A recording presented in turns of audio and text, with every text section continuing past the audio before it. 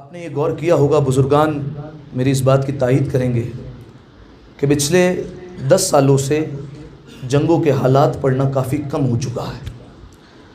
پرانے علماء، پرانے ذاکرین بہت زیادہ جنگیں پڑھا کرتے تھے اور امیر المؤمنین کی شجاعت پر بہت زیادہ باتیں کیا کرتے تھے، لیکن بدقسمتی سے ہمارے کچھ نادان شیعوں نے ہی اعتراض کیا اور کہا بہت ہو گئی خندق، بہت ہو گئی خیبر، کب تک سنائی جائیں گی یہ باتیں؟ تو ان سے میں یہی کہوں گا، جب تک سینے میں سانس باقی ہے علی کی شجاعت پڑھی جائے گی، کیونکہ اگر علی کی شجاعت پڑھنا چھوڑ دی گئی تو مائیں بہادر بیٹا جننا چھوڑ دیں گی۔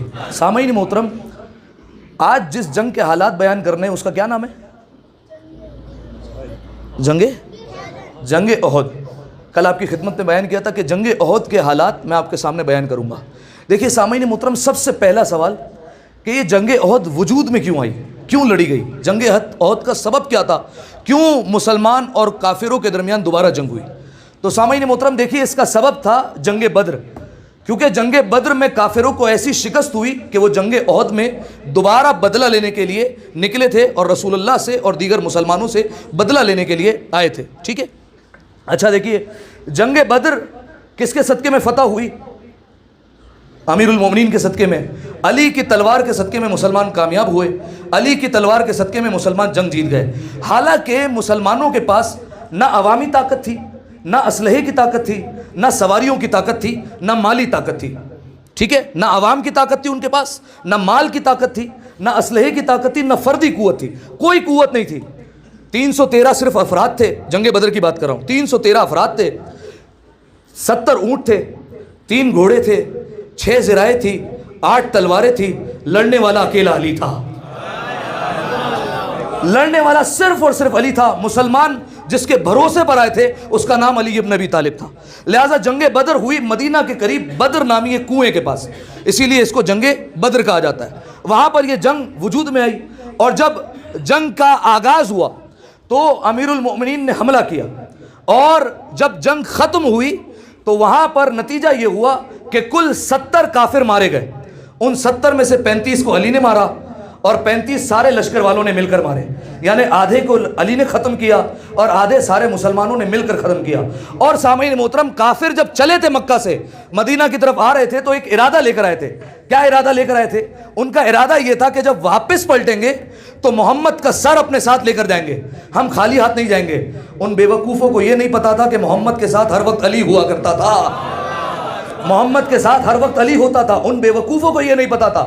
لہٰذا جب آئے تو ان کو یہ پتا چل گیا کہ علی کے ہوتے ہوئے محمد کا سر کیا، محمد کی طرف آنکھ اٹھا کر بھی نہیں دیکھ سکتے۔ لہٰذا وہ جنگ ہار کر مایوس ہو کر دوبارہ مکہ کی طرف چلے۔ اب جب مکہ کی طرف چلے ہیں تو جو کافروں کا دوسرا لشکر تھا جس کا سردار تھا ابو سفیان، یہ ابو سفیان نے ہی لشکر روانہ کیا تھا بدر کی طرف اور جنگ وجود میں آئی تھی، تو ابو سفیان اپنے سارے قبیلوں کے ساتھ انتظار کر رہا تھا کہ ہمارا قبیلہ آ جائے جو جنگ پر گیا تھا، ہم ان کا استقبال کریں گے۔ سارے قبیلے کھڑے ہوئے ہیں استقبال کے لیے، دور سے قافلہ نظر آتا ہے، وہ دکھائی دیا جب تو انہوں نے دیکھا نہ قافلے میں ڈھول بج رہے ہیں، نہ نکارے بج رہے ہیں، نہ جیت کے ڈنکے بج رہے ہیں، نہ فتح کا شور ہے، سارے سناٹے میں ہیں، یہ بات کیا ہے؟ ابو سفیان نے گھوڑ سوار کو روانہ کیا، کہا جاؤ جا کر دیکھو ذرا معاملہ کیا ہے۔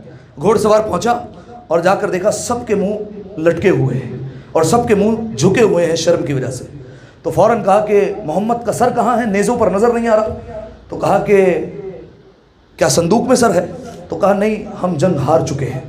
گھوڑ سوار دوبارہ دوڑتا گیا اور کہا کہ جنگ ہار چکے ہیں۔ اب جیسے ہی خبر ملی کہ جنگ ہار گئے ہیں تو اب کافروں کے قبیلوں میں کشمکش شروع ہو گئی، کیا کہ ہمارے جو لوگ گئے تھے کیا وہ واپس پلٹ کر آئے ہیں یا نہیں آئے؟ جیسے ہی یہ قبیلہ پہنچا تو سارے لوگ سوال کرنے لگے۔ اب سنیے گا اگر آپ محسوس کر سکیں، سب نے سوال کیا، وہ فلاں صاحب کہاں ہے؟ کہا علی نے مار ڈالا۔ کہا میرا بھائی کہاں ہے؟ علی نے مار ڈالا۔ کہا ماموں کہاں ہے؟ کہا علی نے مار ڈالا۔ کہا چچا کہاں ہے؟ کہا علی نے مار ڈالا۔ کہا میرا بھتیجا؟ کہا علی نے مار ڈالا۔ یعنی کافروں کی اکلوتی پریشانی کا نام علی تھا، اکلوتی پریشانی علی تھی۔ لہٰذا جب یہ بات پھیلی کہ ہر کسی کو علی نے مارا تو سامنے سے سرداروں نے کہا کیا بے وقوفوں والی باتیں کر رہے ہو؟ وہ باتیں کرو جو ہماری سمجھ میں آئے۔ علی 20 سال کا جوان ہے، اس کی عمر ہی کیا ہے کہ وہ اتنے بڑے بڑے پہلوانوں کو تیگ کر دے؟ اس کی مجال ہی کیا کہ وہ عرب کے اتنے بڑے بڑے سورما سے لڑے؟ اس کی عمر ہی کیا تھی؟ 20 سال کا تو تھا۔ تو قافلے والے جانتے پتہ ہے کیا کہنے لگے؟ کہا ہم بھی یہی سوچ کر گئے تھے، لیکن جب وہاں پر پہنچے تو پتہ چل گیا شیر چھوٹا ہو شیر شیر ہوتا ہے۔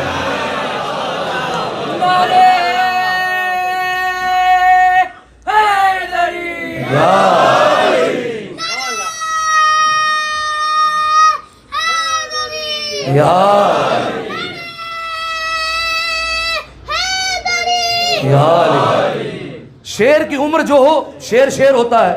کہا یہ ہمیں وہاں جا کر پتہ چل گیا۔ اب جب سب نے سنا کہ علی نے مارا ہے تو سارے ابو سفیان کو کوسنے لگے۔ کہا یہ صرف علی کی وجہ سے نہیں مرے، تیری وجہ سے بھی مرے، کیونکہ تو نے ہمارے ماموں کو بھیجا، تو نے ہمارے چچا کو بھیجا، تو نے ہمارے بھائی کو بھیجا تھا، لہٰذا مرے ہیں تو تیری وجہ سے مرے۔ ابو سفیان کو بڑا غصہ آیا۔ ابو سفیان نے کہا تمہیں فکر کرنے کی ضرورت نہیں، میں بدلہ لوں گا۔ اور اس نے قسم کھائی۔ اب جانتے قسم کیا کھائی؟ کہا قسم کھائی جب تک میں مسلمانوں سے بدلہ نہ لے لوں نہ سر میں تیل لگاؤں گا نہ میں نہانے جاؤں گا۔ اب سمجھ میں آیا کیوں کہا جاتا ہے کہ علی کا دشمن پاگل ہو جاتا ہے؟ کہا قسم کھا لی، نہ سر میں تیل لگانے والا ہوں نہ میں نہانے جانے والا ہوں۔ اس نے قسم کھائی۔ پہلا اقدام جو اس نے کیا وہ یہ کیا کہ سب کے گھر گھر گیا۔ کہا صفِ ماتم بچھانے کی ضرورت نہیں، رونے کی ضرورت نہیں، کوئی آنسو نہیں بہائے گا، کوئی خاتون روئے گی نہیں۔ کیوں؟ کیونکہ اس کا کہنا یہ تھا کہ اگر دل سے آنسو نکل آئے تو بدلے کی آگ ٹھنڈی ہو جائے گی۔ اس نے کہا کوئی آنسو نہیں نکالے گا، ہم بڑھ چڑھ کر حملہ کریں گے اور بدلہ لیں گے۔ اب تیاری شروع ہوئی، فوج جمع شروع ہونے ہوئی جنگ احد کے لیے، صحیح ہے؟ مال جمع جو ہے وہ کرنا شروع کیا گیا، اور جتنے تجارت کے کاروبار جاتے تھے ان سے آدھا منافع جنگ کے لیے جو ہے وہ جمع کیا جاتا تھا۔ 1000 اونٹوں کو جمع کیا گیا، نہ جانے کتنے گھوڑوں کو جمع کیا گیا۔ بندوں کو جانتے کیسے جمع کیا؟ ابو سفیان کی بیوی جس کا نام تھا ہندہ، معاویہ کی ماں، یزید کی دادی، کتنا خبیث شجرہ ہے نا۔ اس نے اپنے گلے میں ڈھول ڈالا اور ڈھول بجا بجا کر ایک ایک گلی میں جاتی تھی مکے کے اور کہتی جاتی تھی دیکھو تمہارے جوانوں کو علی نے مار دیا، اب چین سے نہیں بیٹھنا، اب بدلہ لینا ہے۔ لہٰذا سارے کے سارے اس نے لوگوں کو جمع کیا۔ پہلے جنگ بدر میں آئے تھے 3000 لوگوں کو جمع کر لیا، 3000 لوگ جو ہے وہ جمع کیے۔ اب کیسے کیسے جمع کیا یہ تاریخ ہے اپنی، صحیح ہے؟ کس طریقے سے جمع کرتے رہے وہ ایک اپنی تاریخ ہے۔ اگر سمجھ گئے تو ایک صلوات پڑھ دیں مل کر آپ، اللہم صلی علی محمد وآل محمد۔ بھائی دیکھیے ممبر سے ہر بات بیان نہیں کی جا سکتی اور کچھ باتیں کنائے میں کی جانی چاہیے۔ لہٰذا افراد جمع ہو گئے، 3000 افراد آ گئے، جنگ کرنے کے لیے چلیں گے۔ اس جنگ میں عورتیں بھی شامل ہوئی، عورتوں کا ایک دستہ آیا کہ ہم بھی جو ہے وہ چلیں گے جنگ کرنے کے لیے۔ یہ نکلا احد سے۔ جیسے ہی یہاں پر مکہ سے نکلا ہے، رسول اللہ کے چچا جن کا نام تھا جناب عباس، انہوں نے ایک شخص کو روانہ کیا مدینہ کی طرف۔ مدینہ پہنچو، رسول اللہ کو جا کر بتاؤ کہ یہاں سے کفار نکل چکے ہیں بدلہ لینے کے لیے، تو آپ تیار ہو جائیں کیونکہ حملہ ہو جانا ہے کسی وقت بھی۔ لہٰذا وہ شخص پہلے پہنچ گیا۔ رسول اللہ کو خبر ہوئی، رسول اللہ نے ایک گھوڑ سوار روانہ کیا، کہا ذرا جا کر دیکھو بات میں کتنی سچائی ہے اور کتنی صداقت ہے۔ وہ آیا پلٹ کر، کہا یا رسول اللہ بالکل ٹھیک بات ہے، دگنی تگنی تعداد میں آ رہے ہیں، تلواریں زرہ نہ جانے کیا کیا لے کر آ رہے ہیں اور بدلہ لینے کے لیے آ رہے ہیں۔ رسول اللہ نے اپنے لشکر کو جمع کیا۔ اب جو کچھ رضی اللہ عنہم اجمعین تھے انہوں نے بہانے بازی شروع کی، یا رسول اللہ جنگ نہیں کرنی چاہیے، اچھی بات نہیں ہوتی، صلح کر لیتے ہیں۔ رسول اللہ نے کہا خاموش ہو جاؤ، اور رسول اللہ نے لشکر جو ہے وہ جمع کرنا شروع کیا۔ 1000 لوگوں کو رسول اللہ نے جمع کیا، لیکن 300 لوگ پہلے ہی رسول اللہ سے الگ ہو گئے اختلافات میں کہ ہم مدینہ میں رہ کر لڑیں گے، کوئی کہہ رہا تھا ہم مدینہ سے باہر جا کر لڑیں گے، کوئی کہہ رہا تھا سردی ہے، کوئی کہہ رہا تھا جو ہے وہ گرمی میں جا کر لڑیں گے۔ یہ اختلافات ہوئے، 300 لوگ رسول اللہ سے ہٹ گئے، 700 کا لشکر رہ گیا۔ رسول اللہ 700 کا لشکر لے کر آ گئے احد کی پہاڑی کے پاس۔ تو اب سمجھ میں آیا جنگ احد کو جنگ احد کیوں کہتے ہیں؟ کیونکہ وہاں پر احد کی پہاڑی موجود تھی، اس لیے اس کو احد کہا جاتا ہے۔ اب رسول اللہ جب وہاں پر پہنچے تو 700 لوگ تھے، اور 700 میں بھی کئی تو جو ہے وہ بچے تھے جو لڑنے کے لیے آئے تھے۔ رسول اللہ نے پورے میدان کا جو ہے وہ نقشہ کھینچا اور اس کے بعد کہا کہ 50 لوگ اس پہاڑ پر چلے جائیں جو احد کی پہاڑی تھی۔ اب دیکھیے اگر دیکھیں گے تو سمجھ میں آئے گا، یہ پہاڑی ہے، ٹھیک ہے، یہ جو 2 پہاڑیاں ہیں اس کے درمیان سے راستہ ہے، یہ سمجھ لیجئے دوسرا گیٹ ہے میدان احد میں انٹر ہونے کا، ایک ہے صدر دروازہ جہاں سے میدان میں انٹر ہوا جاتا ہے۔ رسول اللہ نے 50 تیر اندازوں کو بھیجا، کہا تم یہاں جا کر کھڑے ہو جاؤ، اور کیا کہا زمین سے آسمان مل جائے، آسمان سے زمین مل جائے، تمہیں جگہ نہیں چھوڑنی، چاہے وہ ہمیں مارتے ہوئے مدینہ لے جائے یا ہم انہیں مارتے ہوئے مکہ لے جائے، تمہیں جگہ نہیں چھوڑنی، چاہے ہم انہیں ختم کر دیں یا وہ ہمیں ختم کر دے، تم اپنا راستہ نہیں چھوڑو گے، تمہیں وہی کھڑے رہنا ہے۔ کہا ٹھیک ہے یا رسول اللہ۔ 50 تیر اندازوں کو بھیجا، 650 رہ گئے۔ رسول اللہ کھڑے ہیں اپنے لشکر کے ساتھ، سامنے مخالف لشکر سے ایک شخص نکلا جس کا نام تھا طلحہ ابن عثمان، وہ نکلا اور اس نے آ کر نعرہ بلند کیا، کہا اے مسلمانوں، تمہارا تو یہ کہنا ہے کہ اگر تم میں سے کوئی ہمیں مار دے تو ہم جہنم چلے جائیں گے، اور اگر ہم مار دے تو جنت چلے جائیں گے، تو تم میں سے کوئی ایسا ہے جو ہمارے ہاتھوں مر کر جنت میں جانا چاہتا ہے، یا ہمیں مار کر جو ہے وہ جہنم بھیجنا چاہتا ہے؟ جیسے یہ کہا تو کوئی نہیں نکلا سوائے امیر المومنین کے۔ امیر المومنین آگے بڑھے اور یہ کہتے ہوئے بڑھے، خدا کی قسم اس وقت تک تجھ سے جدا نہ ہوں گا جب تک اپنی تلوار سے تجھے جہنم میں نہ پھینک دوں، اس وقت تک جدا نہیں ہوں گا جب تک تجھے جہنم میں نہیں پھینک دیتا۔ امیر المومنین نکلے اور پہلا وار کیا، جب پہلا وار کیا تو اس کے پیٹ پر کیا، پیٹ پر وار ہوا، پیٹ چاک ہوا، لباس اس کا کھل گیا، برہنہ ہو گیا اور زمین پر گرا۔ جیسے ہی برہنہ ہو کر زمین پر گرا، علی نے اپنے ہاتھ آنکھوں پر رکھے اور علی واپس پلٹ کر آئے، کیونکہ علی مجبور پر حملہ نہیں کرتا ہے، علی واپس پلٹ کر آئے۔ اب مزے کی بات یہ، کفار نے اس بات کو دامن سے باندھ لیا کہ علی کے سامنے اگر کپڑے اتار دو تو علی حملہ نہیں کرے گا۔ صفین کا میدان تھا، ہمارے ہاتھ سامنے آ گیا، ہمارے آس کو پتا تھا یہی حربہ کام آئے گا، اس نے اپنا لباس اتارا اور علی سے بچ گیا۔ لہٰذا کفار نے یہ بات اپنے دامن سے باندھ لی تھی، تو امیر المومنین نے پہلے اسے واصل جہنم کیا۔ اس کے بعد امیر المومنین نے دیکھا کہ لشکر کا علم کس کے ہاتھ میں ہے، کفار کے لشکر کا جھنڈا وہ کس کے ہاتھ میں، کیونکہ جو سارے لشکر کی قوت ہوتی ہے وہ علمدار کے ہاتھ میں ہوتی ہے۔ علمدار گیا تو لشکر آدھے ویسے ہی ٹوٹ جاتا ہے۔ علی نے جا کر سب سے پہلے علمدار کو مارا، پہلے علمدار کو ختم کیا، دوسرے نے علم اٹھایا، علی نے اسے مارا، تیسرے نے علم اٹھایا، علی نے اسے بھی مار دیا، چوتھے نے اٹھایا، علی نے اسے بھی واصل جہنم کیا، پانچویں نے علم اٹھایا، علی نے اسے بھی مار دیا، 13 لوگوں نے علم اٹھایا، علی نے سب کو ختم کر دیا۔ اب 13 کے بعد کسی میں جرت نہیں کہ علم اٹھائے، کیونکہ پتہ ہے جو اٹھائے گا مارا جائے گا، لہٰذا کسی نے علم نہ اٹھایا اور سب نے چھوڑ دیا۔ اب جب عورتوں نے دیکھا کہ ہمارے مردوں کے جو ہے وہ حوصلے پست ہو رہے ہیں، تو ایک عورت نے جا کر علم اٹھا لیا۔ اب امیر المومنین عورتوں پر تو حملہ کرتے نہیں ہیں، چاہے کسی بھی جنگ میں ہو۔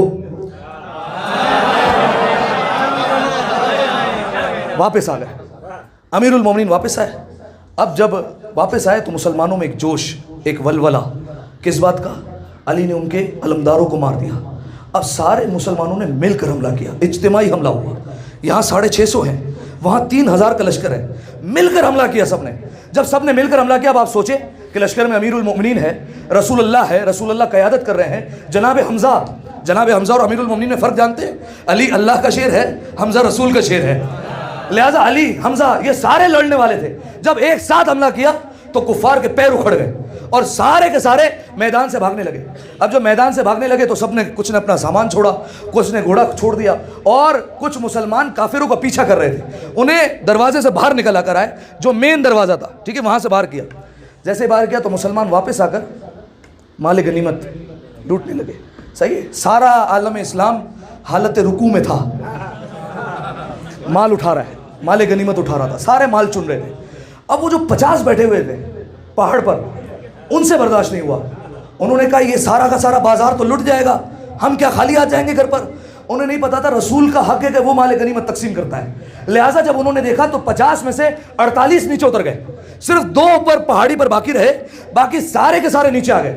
اب سارا عالم اسلام مصروف تھا مال غنیمت لوٹنے میں، اور ہوا کیا کہ وہاں سے جب لشکر کفار نے دیکھا کہ پہاڑی پر کوئی نہیں ہے، تو اور دیکھا 2 افراد ہیں، تو وہاں سے انٹر ہوئے، 2 کو جو ہے وہ شہید کیا اور آ گئے۔ اب جیسے ہی یہاں سے کافروں کا لشکر آیا تو صدر دروازے سے کافروں کا لشکر جو آدھا تھا وہ گھوم کر آ گیا، ادھر سے بھی لشکر آیا، ادھر سے بھی لشکر آیا، مسلمان بیچ میں بیچارہ مارا گیا۔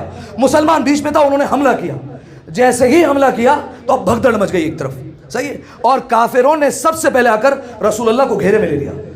رسول اللہ بیچ میں، ایک گھیرا کافروں کا، ہاتھوں میں پتھر، دوسرا گھیرا ہاتھوں میں نیزے، ان کے پیچھے تیسرا گھیرا ہاتھوں میں تلوار، کھڑے ہو گئے رسول اللہ کو مارنے کے لیے، اور کہا کہ ہم نے بدر میں وعدہ کیا تھا کہ محمد کا سر لے کر جائیں گے، بدر میں یہ وعدہ پورا نہ ہوا تو کیا ہوا، احد میں کر لیں گے۔ لہٰذا انہوں نے نکالی تلوار اور چاہتے تھے رسول اللہ پر حملہ کرے۔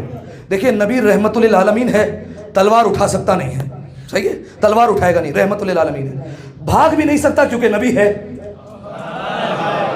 بھاگنا بھی کام نہیں ہے، لہٰذا رسول اللہ درمیان میں کھڑے ہوئے تھے۔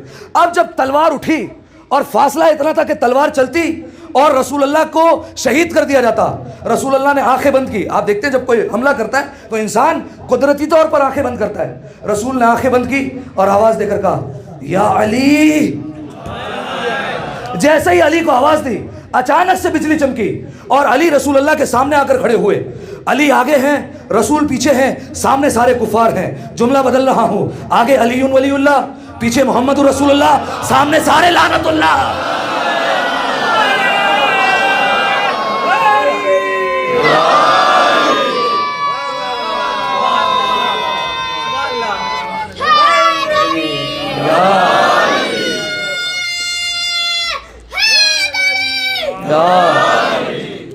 سامنے سارے لعنت اللہ تھے. امیر المومنین نے پہلے انہیں وارننگ دی, وہ نہیں سمجھے. انہوں نے کہا علی اکیلا ہے, ہم 3 گھیرے میں کھڑے ہوئے ہیں, آرام سے رسول اللہ پر حملہ کر سکتے ہیں. جب امیر المومنین نے دیکھا تو اب دیکھیے حملہ ایک جو ہے وہ فردی حملہ کیا جاتا ہے, ایک ایک کو مارنا. اس وقت تلوار ایسے چلتی ہے. علی اپنے گھوڑے پر تھے, علی نے تلوار کو ٹیڑھا کر دیا, ایسے رکھا, اور اس کے بعد علی نے گھوڑے کو ایک کعوہ دیا. جیسے ہی گھما کے آئے سارے سر رسول اللہ کے قدموں میں گر گئے, سارے کے سارے کٹ کٹ کر رسول اللہ کے سامنے گرے, اور وہاں پر کافر بھاگنے لگے. اب جیسے ہی بھاگے تو اب دیکھیے ایک کافر نے پتھر اٹھایا اور پتھر پھینکا رسول اللہ کی طرف. جیسے ہی رسول اللہ کے منہ پر پتھر پھینکا تو رسول اللہ کے 2 دندان مبارک شہید ہو گئے, چہرے سے خون بہنے لگا. اور دوسرا جب پتھر لگا تو 2 دندان مبارک رسول اللہ کے شہید ہو گئے. اسی لیے جناب اویس کرنی, آپ جانتے ہیں صحابی رسول ہے, واحد صحابی ہے جس نے رسول اللہ کی زیارت نہیں کی ہے, پھر بھی صحابی کہا جاتا ہے. صحیح, جناب اویس کرنی. جناب اویس کرنی کو جب پتہ چلا کہ میرے رسول کے دندان مبارک شہید ہو گئے تو جناب اویس کرنی نے بھی اپنا ایک دانت شہید کیا. پھر کہا نہیں یہ دانت نہیں ہوگا, یہ ہوگا, وہ شہید کیا. پھر کہا یہ نہیں یہ والا ہوگا, تیسرا دانت بھی شہید کر دیا. کہ یہ نہیں چوتھا ہوگا, چوتھا دانت بھی, یہاں تک کہ سارے دانت جو ہے وہ ختم کر دیے اپنے. جملہ کہوں اگر پہنچ سکے, رسول کی محبت میں خون بہایا جا رہا تھا اور کسی نے اعتراض بھی نہیں کیا. رسول اللہ کو جیسے ہی پتھر لگا, جیسے ہی رسول اللہ کو پتھر لگا, اب رسول اللہ گڑھے میں گرے. ایک گڑھا تھا اس میں رسول اللہ گر گئے.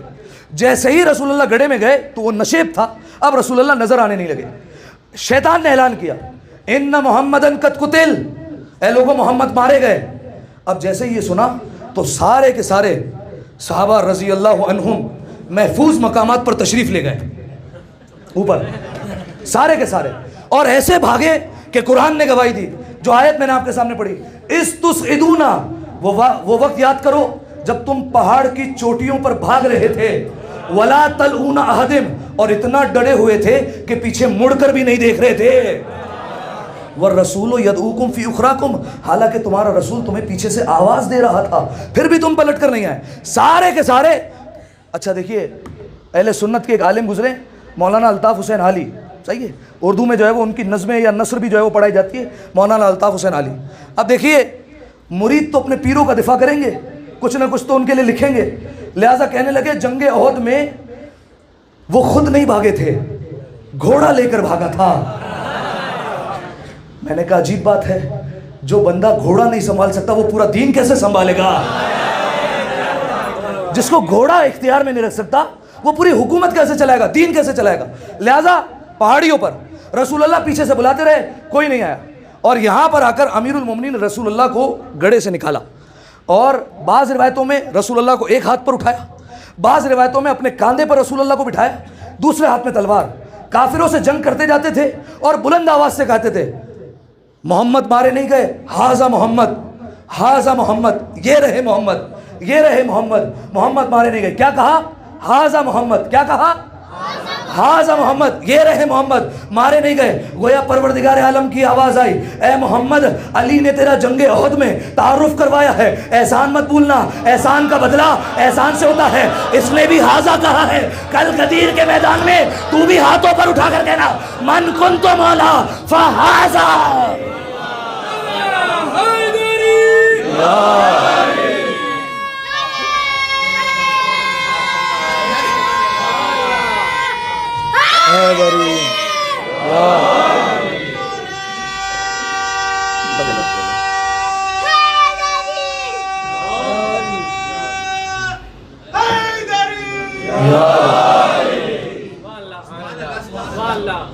فرمایا جیسے محمد کا علی نے تعارف کروایا, فرمایا ویسے ہی غدیر میں تو بھی تعارف کروانا۔ اب جنگ جو ہے وہ اختتام پر پہنچی، امیر المؤمنین اور کچھ لوگوں کی ثابت قدمی کی وجہ سے وہ جنگ کا میدان ہاتھ میں آ گیا، ورنہ مسلمان ہار چکے تھے۔ اور جناب حمزہ کو اسی جنگ میں شہید کیا گیا، اور ایک ملعونہ نے جناب حمزہ کا کلیجہ نکال کر اسے چبانے کی کوشش کی، لیکن جب چبانے کی کوشش کی گئی تو رسول اللہ سے کہا گیا یا رسول اللہ ہم نے دیکھا چباتے ہوئے لیکن اس سے چبایا نہیں جا رہا تھا۔ رسول اللہ نے کہا کبھی بھی حرام میں حلال نہیں جاتا ہے۔ اور اب جب جنگ ختم ہوئی اور سارے کے سارے بس بات ختم ہوئی، مسجد میں رسول اللہ بیٹھے ہوئے تھے، امیر المؤمنین تھے۔ 3 دن بعد ترتیب سے پلٹے، جو بھاگ گئے تھے وہ ترتیب سے آنے لگے، پہلا، دوسرا، تیسرا، لائن سے گھسے۔ جب مسجد میں آئے رسول اللہ نے ان کو دیکھا، رسول اللہ نے کہا کدھر تھے، بھاگے کیوں؟ کہا یا رسول اللہ ہم نے جنگ میں آواز سنی تھی کہ محمد مارے گئے، کہا اس لیے ہم نے یہ کہا کہ جب محمد ہی نہ رہے تو پھر لڑنے کا فائدہ کیا ہے۔ امیر المومنین کی طرف رسول اللہ نے دیکھ کر کہا یا علی پھر تم کیوں نہیں بھاگے؟ کہا میرے ضمیر نے آواز دی جب محمد نہیں رہے تو جینے کا فائدہ کیا ہے۔ کہا جب محمد نہیں تو جینے کا فائدہ کیا ہے۔ رسول اللہ نے کہا کہ جانتے ہو وہ آواز کس کی تھی؟ فرمایا یا رسول اللہ ہم تو سمجھے وہ جبرائیل کی آواز تھی۔ رسول اللہ نے کہا وہ جبرائیل کی نہیں، ابلیس کی آواز تھی۔ علامہ طالب جوہری کا جملہ ہے، انہی کو ہدیہ کر رہا ہوں ان کی روح کی اصلاح کے لیے۔ فرمایا جن کو جبرائیل اور ابلیس میں فرق نہیں آتا ان کو تم نے منبر پر کیسے چڑھا دیا؟ اب دیکھیے رسول اللہ بھی پکار رہے تھے، ایک وقت میدان میں 2 آوازیں گونج رہی تھی۔ رسول کہہ رہے تھے واپس آؤ، شیطان کہہ رہا تھا واپس جاؤ۔ انہوں نے آواز شیطان کی سنی، محمد کی آواز نہیں سنی، حالانکہ اس وقت رسول اللہ کی بھی آواز تو تھی۔ تو معلوم ہوا جس کو جو لہجہ پسند ہوتا ہے وہ اسی کی سنا کرتا ہے، لہٰذا جسے شیطان کی آواز پسند تھی وہ رکا نہیں، اور جسے محمد کی آواز پسند تھی وہ وہاں سے ہلا نہیں۔ لہٰذا سامعین محترم یہ جنگ احد اپنے اختتام پر پہنچی۔ ایک دفعہ صلوات پڑھے مل کر باواز بلند۔ محمد